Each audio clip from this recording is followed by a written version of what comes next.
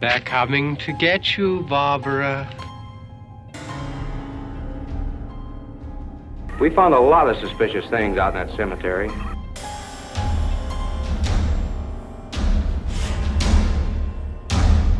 Malignant demons who issue forth from their graves in the dead of night to attack their victims and drink the blood from their veins. You're invited to my party if the ghosts are waiting, so won't you join me? Welcome again, my cultists, to Vagrant Fear Discussions, our wonderful weekly show that we talk about anything and everything related to fear. This week, I have an old friend of mine, Kevin Reitzel, and we are going to discuss horror movies from the 80s. It was known as maybe the best decade for horror movies in general. They really started forming their own. That was my formative years. My teenage years were in the 80s. So yeah, this was my time. But Kevin you are a podcaster, Fandom Network Podcast. You have several shows, right? Yeah, it's called the Fandom Podcast Network. I'm the co-founder with my buddy Kyle Wagner. And we've been doing this now for 10 years. We're all over YouTube and all of the podcast catchers.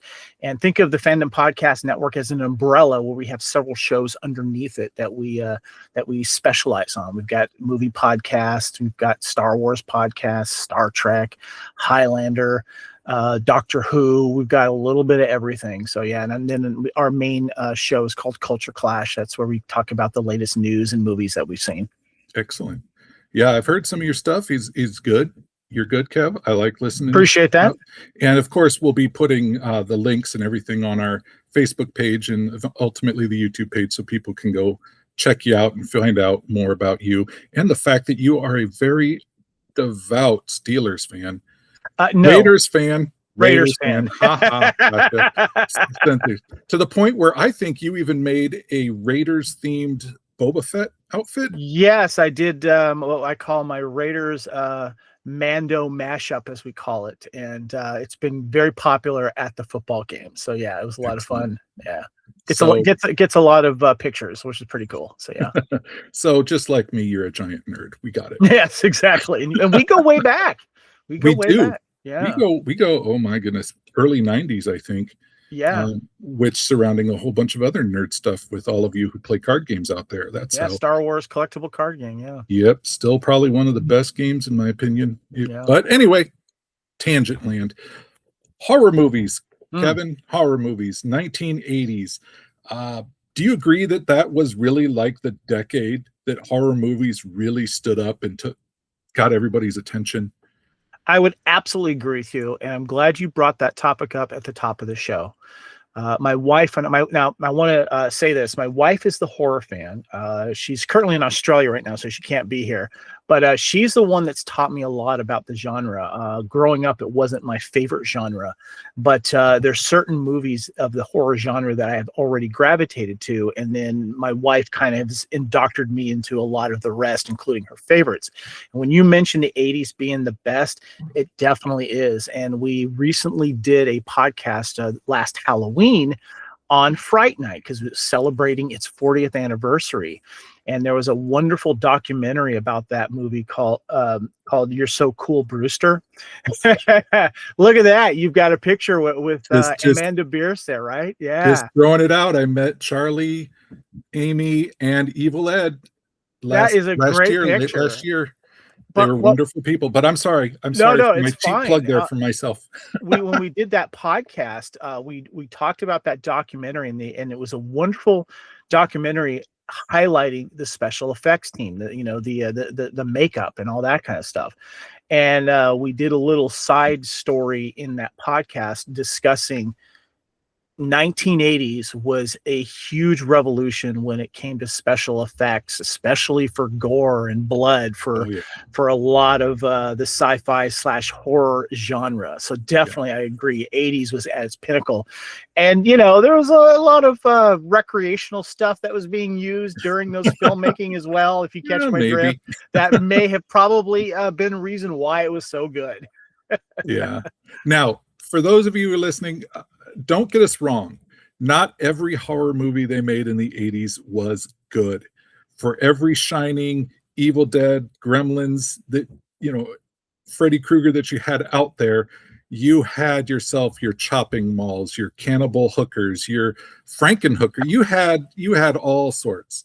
Yeah. And yeah, you're very right. Not only was it a great time for a lot of movies, but oh my goodness, did they get bloody and gory and messy if they could. They tried. And I agree. I'm glad you brought it up. Fright Night, perhaps one of my favorite movies that came out of that decade. Great cast, had a wonderful story, perfect for teenagers. Yep, beautiful. Yep, got a DVD right here of it. Yep. Watched it recently. Like I just said, I went and saw them in Ottumwa, Iowa here at the Halloween-a-Palooza a few months ago, and got a chance to talk to them. And I agree with them. It still holds up to this day. And a lot of it, I think, is the practical effects that they did. Yeah. There was the storyline is still in a way kind of timeless in a way for that, and just the production value was so good, and the acting was great for it. One of the things that I've learned from my wife, especially about horror films, and Fright Night is a good example of that, is it's nice when there's someone to root for or someone to like. And my wife has said several times, especially in the last 10 years, there's been a lot of horror films and horror film remakes where no one is likable and you're not rooting for someone to win, or in this case, some cases you just don't care. Yeah. And Fright Night was one of those where, like, whether they were evil or bad, they were still fun to watch and you like them.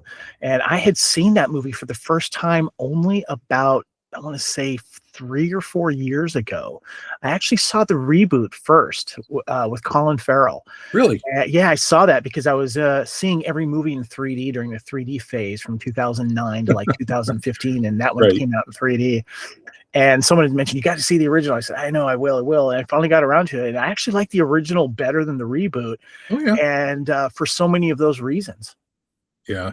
And I mean, not to diss it, I've seen both of them. I agree. I do like the original better. The Colin Farrell one was a different modern take on it. Yeah, I thought it was good, but the original one won me over quickly. Yeah, it's very good. And well, you got the classic Roddy McDowall in there from everything. I think one of his best roles, to be honest with you.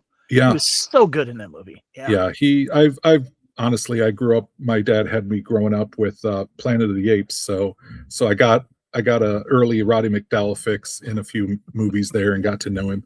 But we could probably sit and talk all night on Fright Night. It's go check us out. We already did that already. Fandom Podcast Network, Fright Night. Cheap plug. Go find it. Yeah. So, but yeah, there were a lot. So you didn't start out watching it. You said your wife kind of brought you in. You said you watched a couple here and there as you were growing up, but it wasn't really your thing. Yeah, like the one that I got, the one that really, other than like the original Alien film, which is like sci-fi horror, the one that really kind of brought me into the genre was A Nightmare on Elm Street. And yes, it had jump scares, which are the things that really like freak me out. Right.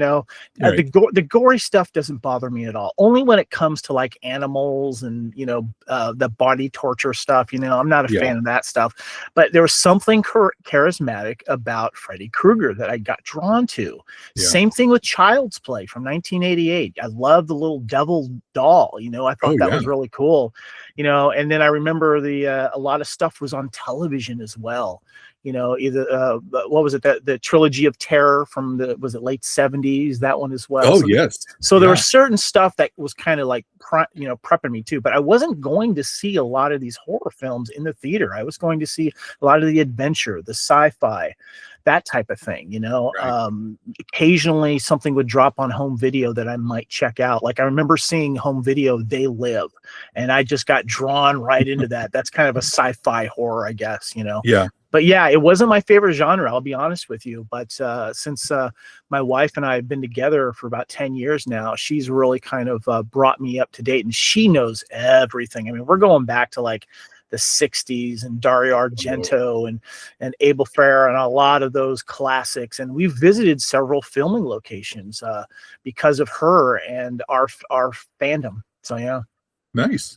Yeah, you brought up that topic that you watched some of them on television, and it made me remember that A show that my father will not go back and watch that I remember we watched all together was the television miniseries of It, Stephen King's It, with Tim Curry as Pennywise. And Tim Curry is the reason my dad will not ever watch that again. He loves Tim Curry, but he was just, as my father put it, he was just too damn good. But that was a made for TV.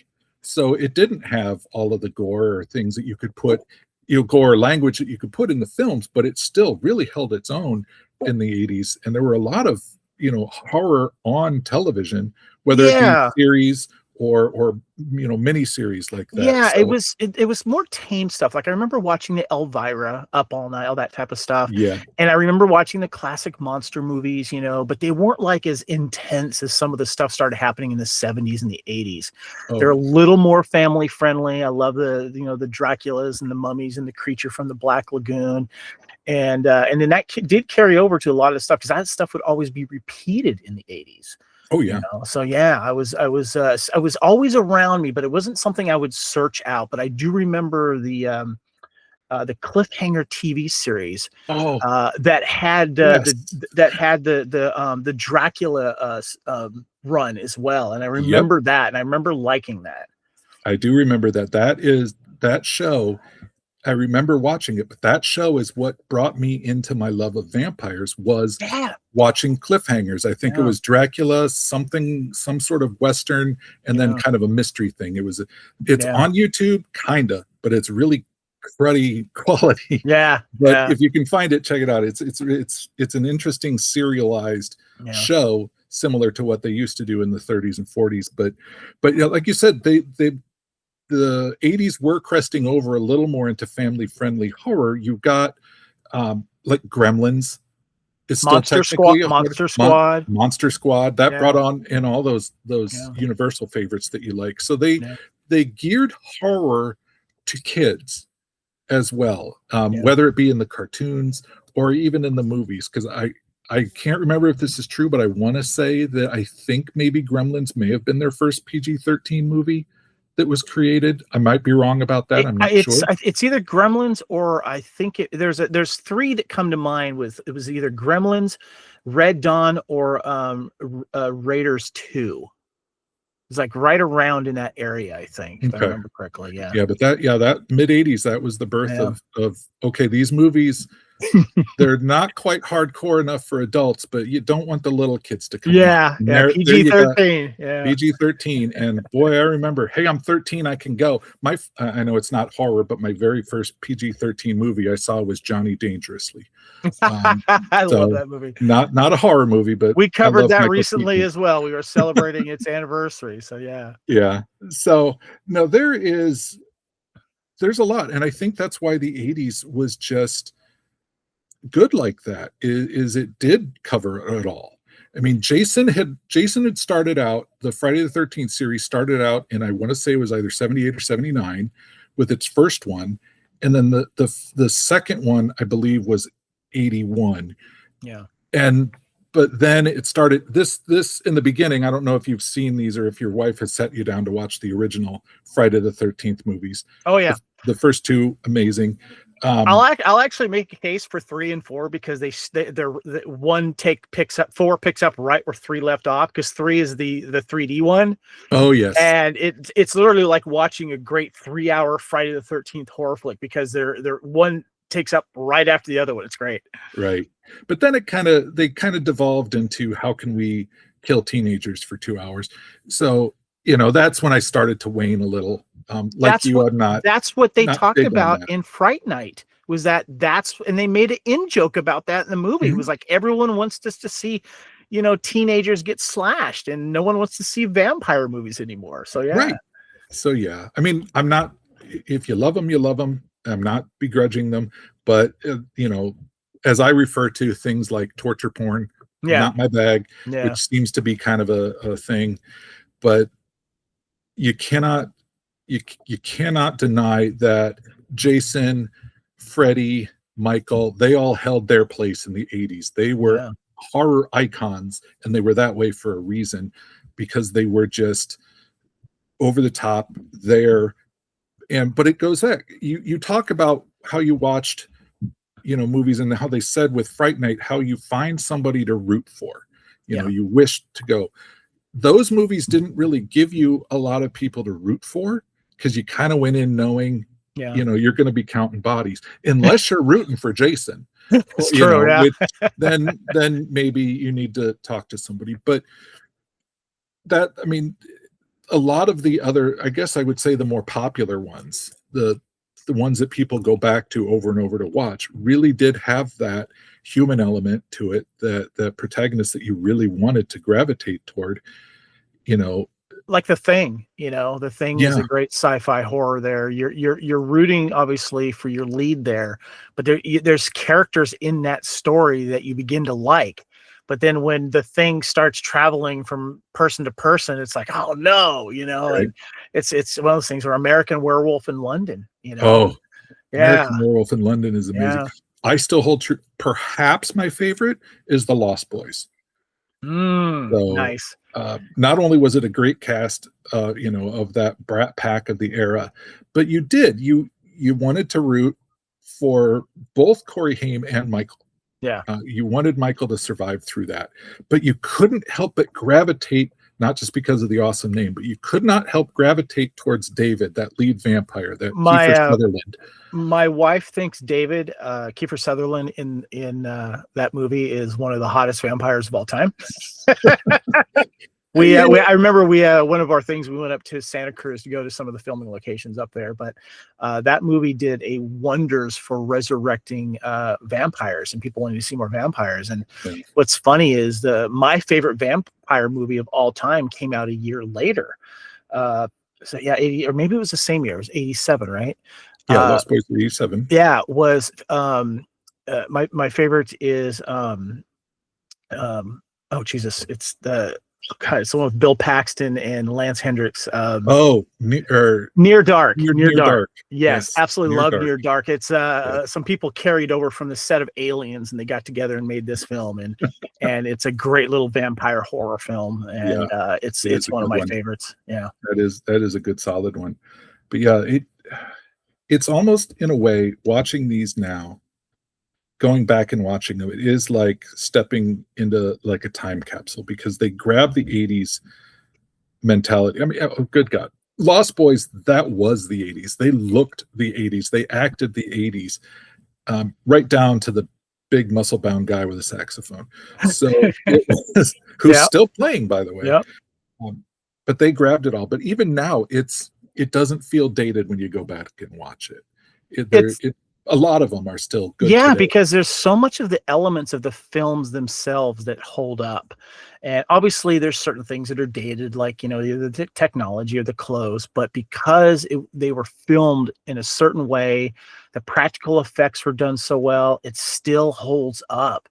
And you make, in a way, you kind of yearn to see it more, because you've seen so much CG and AI now over the last 20 years, and it's one of those things where, like, just give me something that feels real and looks real. And I think there's two components to 80s horror that really, really nurtured themselves, if you think about it, is that not only did you have so many people flocking to the theaters, and you had the blockbusters that were coming out, but just getting to the multiplex theaters, maybe going to more than one movie a day, or going to see more than a week. But then home video just blew up starting in 81. Right. And my wife and I did this podcast I was mentioning to you earlier, of all the horror films of 1981. And we went through the whole list. We picked about 50 of them, and there's a lot that we left off.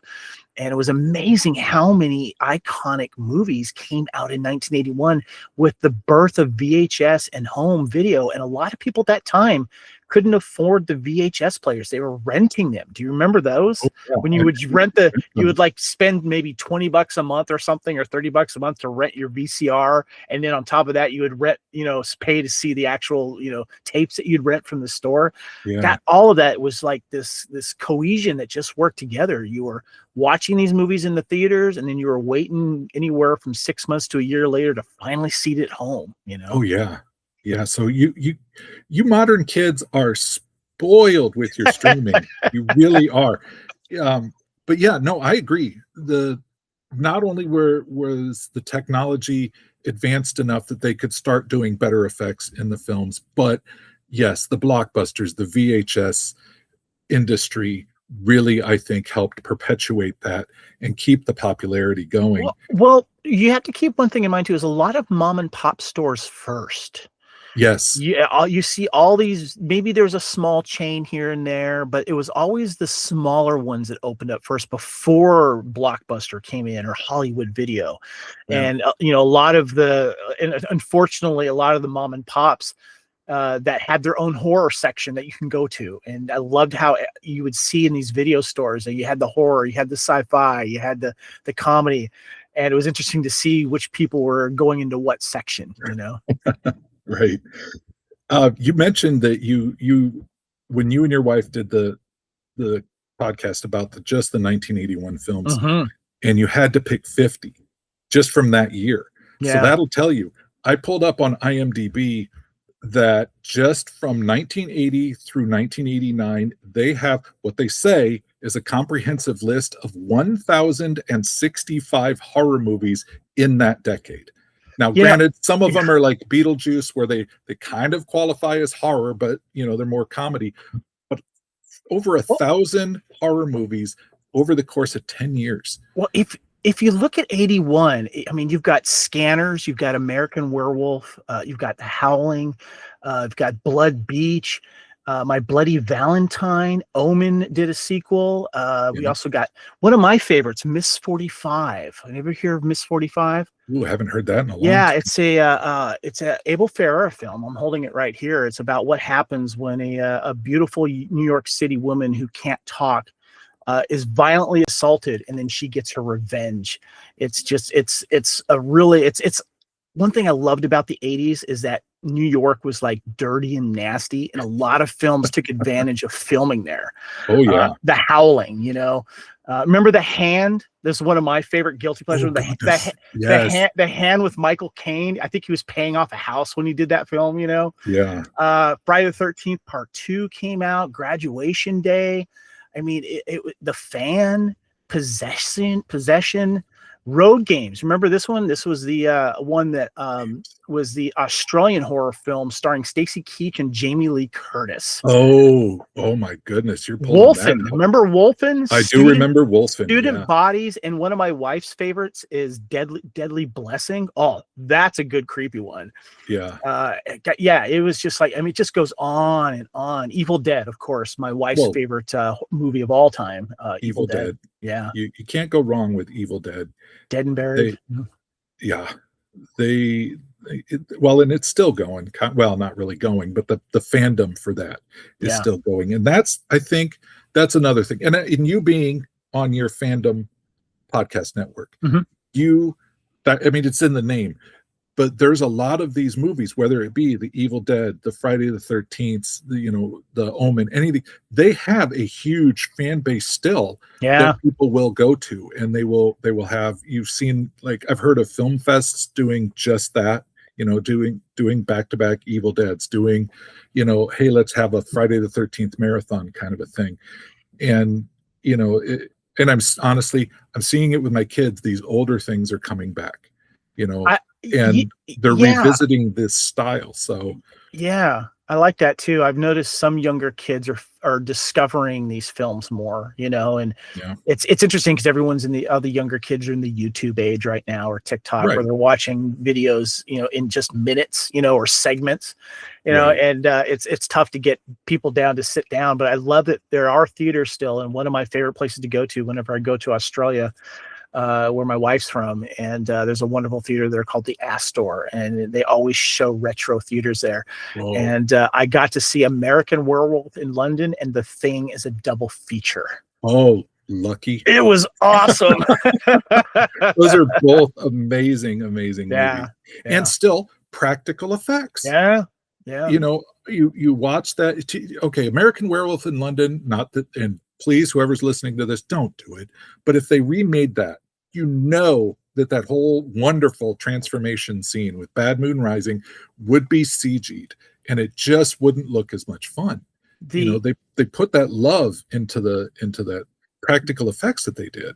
Yeah, the when we did the Fright Night podcast, we talked about we found a great article that showcased the top 10 movies, 80s films that were ahead of its time when it came to practical effects, and The Thing was number 1, followed by the Xenomorph Queen in Aliens, Jeff Goldblum's The Fly, American Werewolf, RoboCop, the Dragon in Dragon Slayer.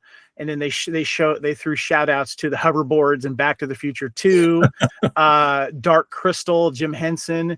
And Atwalker's got some love too from, Empire Strikes Back, and then Return of the Living Dead got a shout out too for its zombies. So yeah. Oh, well, yeah.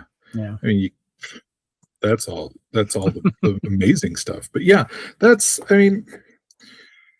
it's the love. And we keep bringing up Fright Night, I think, because you and I just love that movie so much, it seems.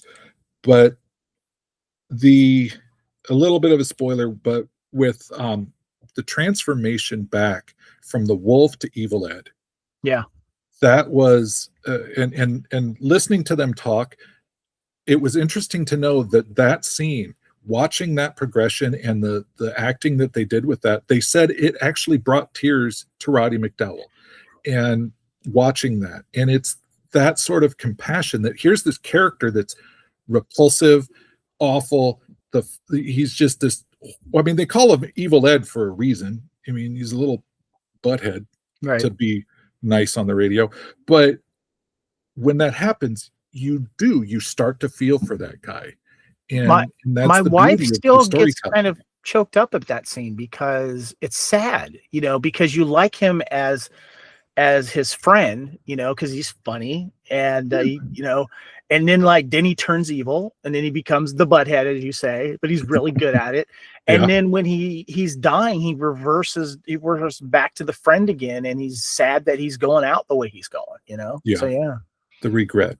Yeah. I think, and this maybe spans all of it, but for me as a viewer, the more human or the more humanizing you can make your villains, the more I get engrossed in it. And Jerry Dandridge was perfect in that. Oh, he's great. Way. Yeah. He was a very human, very relatable kind of guy, that happened to be this horrible evil vampire that wanted to his man assistant that could stay up during the daytime. His manservant, again, my wife loves him. He's great because he does every little thing to kind of irritate everyone else, but he's just so good at it, So, yeah. But and what's funny too is I remember when my wife and I were doing a podcast on the movie Tough Turf, and that one came out in 1985 as well, like Fright Night did, and we did a podcast covering all of 1985 once, and she called 1985 the 80th of the 80th. And it's just so funny because so much stuff that did come out during that year, but it was so good when it came to the practical effects and especially the horror genre. It's just amazing. Right. Well, let me ask you, we've been talking about all the great stuff that the 80s produced in horror films. And I'm sure your wife has seen a lot, and maybe vicariously through her, so have you. Either your opinion or maybe she's told you hers. What is the worst that you can think of? We talked about Elvira, who didn't play a lot of good ones. There was the USA Up All Night. I can't do that high pitch like she did, but the ones that would play the garbage movies. You know which one I can't stand, I'll be honest with you. I couldn't stand Cat People. Cat People. Yeah, I know my wife agreed with me on that one. I was not a fan of that one. I know there's stuff that's worse, it's easy pickings when you come to the B films that would go straight to the drive-in, but then you got to kind of talk about the movies that were trying to be more than they actually were. And I know that's got a cult following. Yeah. That one, that wasn't one of my favorites, to be perfectly honest with you, It was a bit artsy for its, I think. Maybe. Yeah. To a degree. Have you ever seen the movie called The Stuff? No, okay. I have not. It is, they try to do it semi-serious. It's not coming across as a joke. My wife has talked about that. Yeah. So essentially the core of it is it's vaguely along the lines of a Body Snatchers film. where a couple of construction workers are digging into the ground, and this white, almost slightly whipped cream type stuff comes bubbling up. So naturally, one of them puts his finger in it and tastes it. As you do. Then this stuff that gets into you, and it takes you over, and then it decides to market itself as the thing you can't live without. So it's like taking Soylent Green and the Body Snatchers and pushing them together. But it is, you can tell that they're trying to do it seriously, but it just does not go, because you're talking about evil whipped cream that wants to take you down. And it didn't help that Garrett Morris was in it. But it had some very awful. There was another one that I did watch because it came out in 81. And one thing I loved about 80s films, specifically science fiction and horror films, was the poster art. Because they were sometimes the art was better than the film, or the VHS beta box art was better than the film, but they had to get some really cool art. And the one that always had a really cool, creepy cover, and I ended up watching it, I think on Tubi or something, was Galaxy of Terror. Do you remember that one? Sounds familiar. Yeah, Ray Walston was in it. Robert Englund had a part in it. Yes. Aaron Moran was in it. Eddie Albert was in it. Okay, it was it was in which a rescue spaceship crew meets up with some horrors projected by their own imaginations, basically. Yeah. Directed by Bruce Clark. A lot of people said, "Oh, this is a cult classic. It's great," and I watched it going, I'll watch Life Force instead. Give me that one. Awesome. Well, Kevin, I am totally happy that you stopped by and talked with us today. We could probably go on for hours, and I think maybe based on our conversation, maybe it was safe that your wife was in Australia. Yes. Because this could be a 3-hour epic. Yeah. But I'm glad that she took the time to introduce you to the good stuff. Oh, she did. And knows what that is. So we're going to leave it at that. Kevin, thank you again for joining us on Vagrant Fear Discussions. Shoot me a link, and I will put your connections up on both our Facebook page and then eventually on YouTube when this moves onto there, so people know how to find you and listen to the many different podcasts that you host or co-host or just have on your network. Yeah. So, and as for the rest of you, thank you for listening. We will see you next week when we have a thoroughly new discussion with a completely new person.